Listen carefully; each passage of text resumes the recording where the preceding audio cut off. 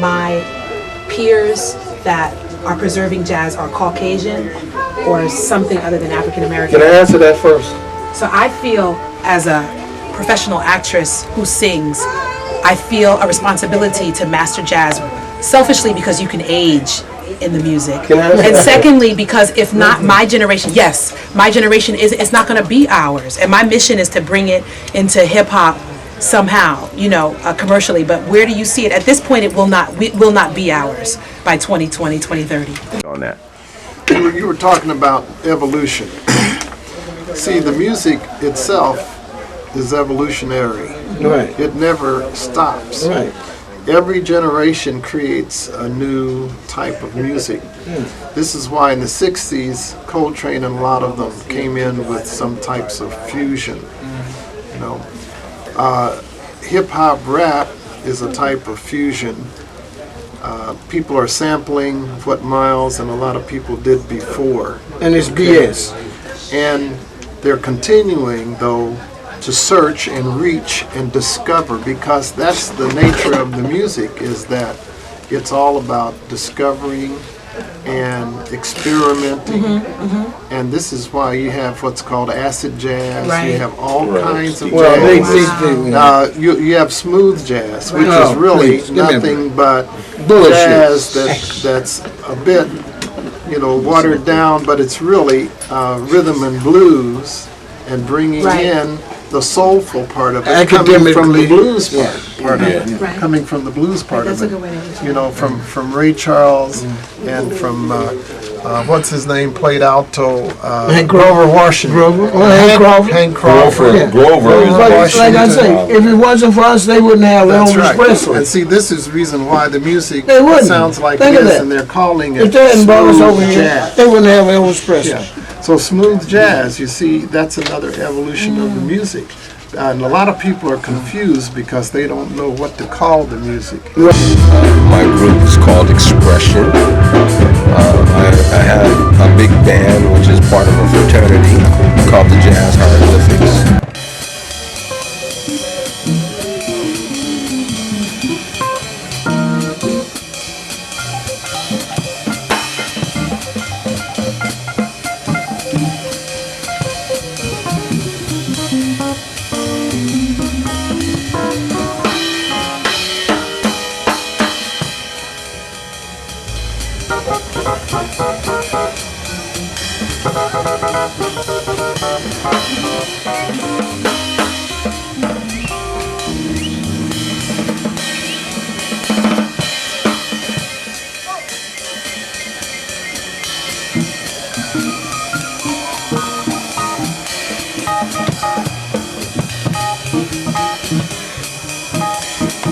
I came in here in 71, Earl was around. Yeah, and I split in 80, went back to New York, come back 2003. El Ray Savan. Yeah, AKA El Ray Savan. Earl Davis spelled back.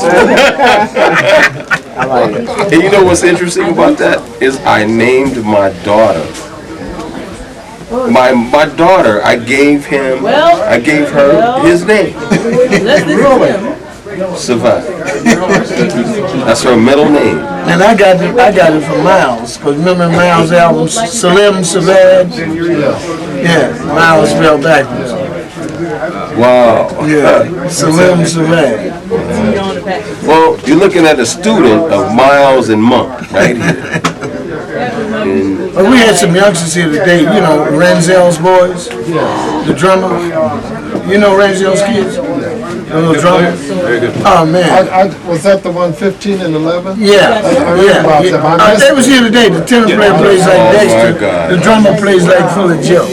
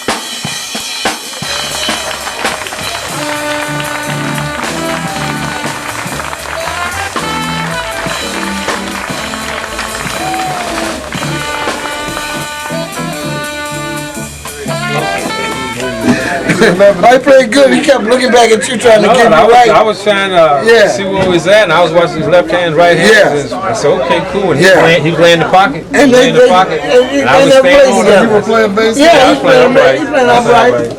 And so I said, yeah, okay. And he looked at me and said, let's do it. I said, okay. All right. But that was your wife took him on. You know the thing, funny about it, back in New York when I was coming up as a kid, I was thinking in clubs. My brother plays piano, I play bass, and I was like Niagara Falls, New York. Yeah. And so I remember the time when we used to go into clubs, sneak in, play a little bit, and then we see the young guys walk in, we run back in the kitchen, and then see if they come back out, we go out and play again. I used to make my school money, school money like that on the weekend. Yeah. Shoot, I give me $10, $15. Shoot, I wouldn't even shovel no snow or nothing. Hey, forget that. Hey, I go play bass, stay warm. But I remember when I looked out at him and he was in front of me, he was playing, and then I went back years and I said, wow. That's what it did for me too. And I said, wow, that reminds me of me coming up as a kid. What it did for me was it rooted me. It gave me hope. I went, oh, this is cool. We got some youngsters that's gonna keep this thing going.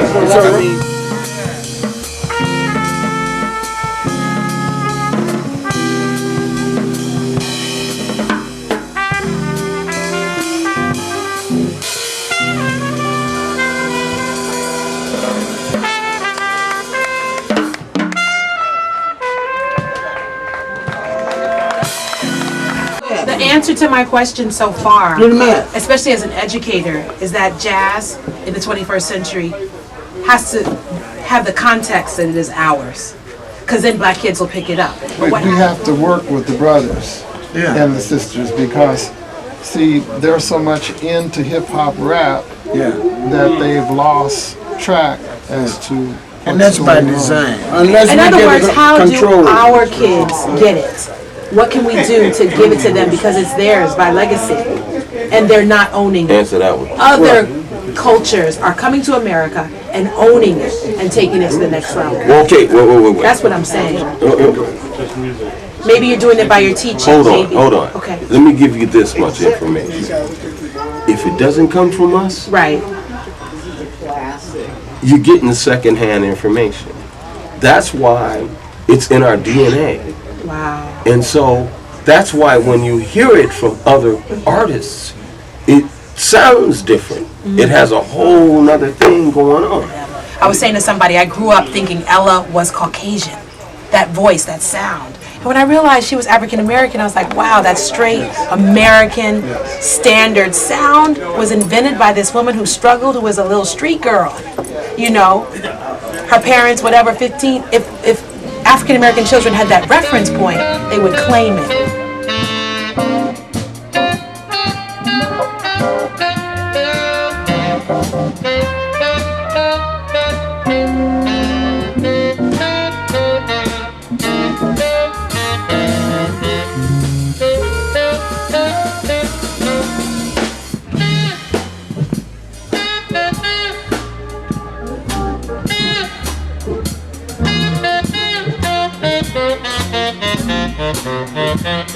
Blow, brother, blow. Yeah.